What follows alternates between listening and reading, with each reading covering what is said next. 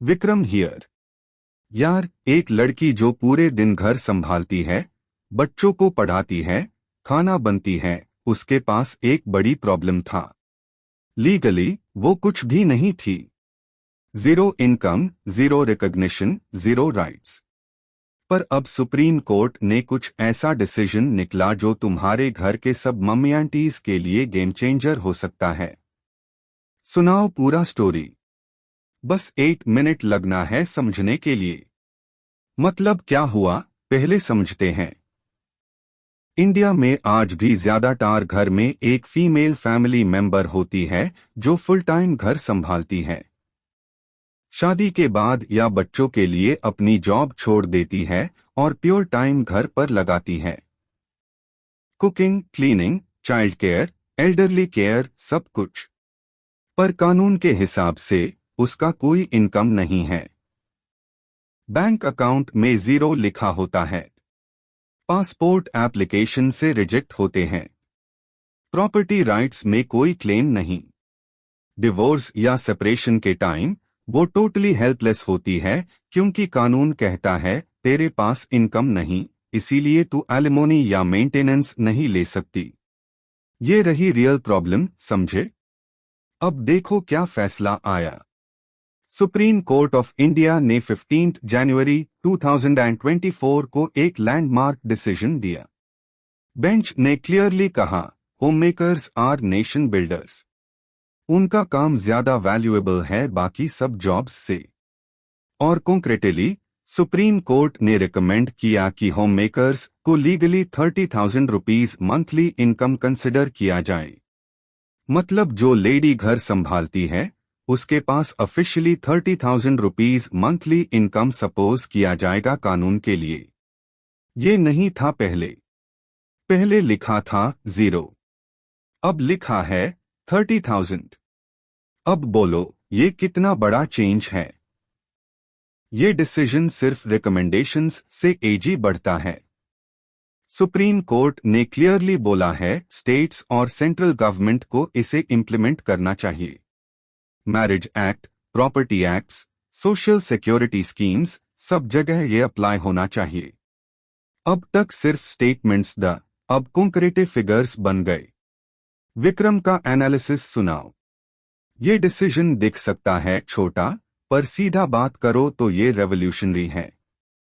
एक तो economic recognition है। 30,000 रुपीज मंथली मतलब 3.6 लाख सालाना। ये फिगर एग्जैक्टली नहीं है, रैंडमली रखा। इंडियन गवर्नमेंट के हिसाब से अगर एक मेड या केयरटेकर हायर करो तो एवरेज 8,000 से 12,000 मंथली देती हो। चाइल्ड केयर वर्कर के लिए सेपरेट 5,000 to 8,000। लॉन्ड्री कुकिंग के लिए 3,000 to 5,000। इनको ऐड करो 16,000 to 25,000 बनती है। कोर्ट ने 30,000 इसका स्लाइटली पैडेड वर्जन लिखा है। पर ये सिर्फ नंबर्स नहीं है, समझे। ये रिकॉग्निशन है होममेकर्स की।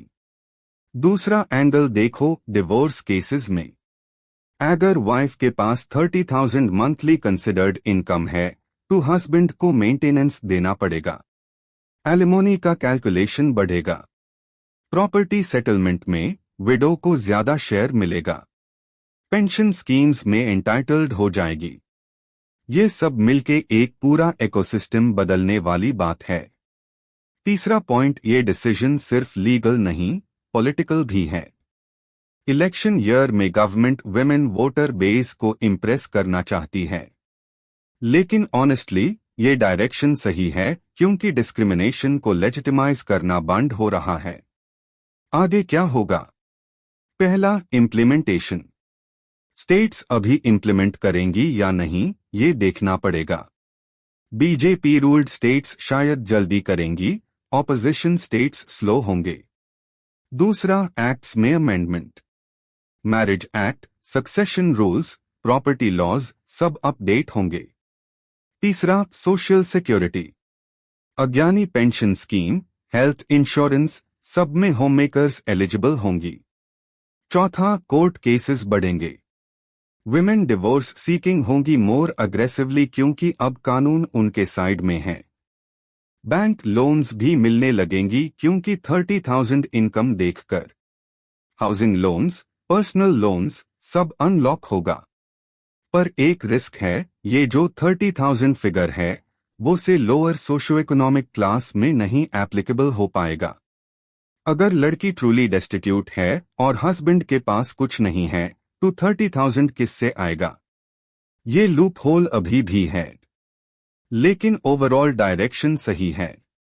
नेक्स्ट 2 to 3 साल में हर स्टेट ने इम्प्लीमेंट करना होगा, वरना विमेन ग्रुप्स कोर्ट में आएंगी। यार, अगर तुम्हारे घर में भी कोई सच पर्सन है, समझाओ उन्हें कि now they have legal backing. Share करो अपने फैमिली में। और हाँ, सब्सक्राइब करो काल न्यूज़ को, क्योंकि सीधी बात सही बात। सब्सक्राइब, रिंग बेल डू, और मेरे लिए यूट्यूब में कमेंट करो कि तुम्हारा एक्सपीरियंस क्या है घर के डिसीजंस में। मिलेंगे नेक्स्ट वीडियो में। विक्रम आउट।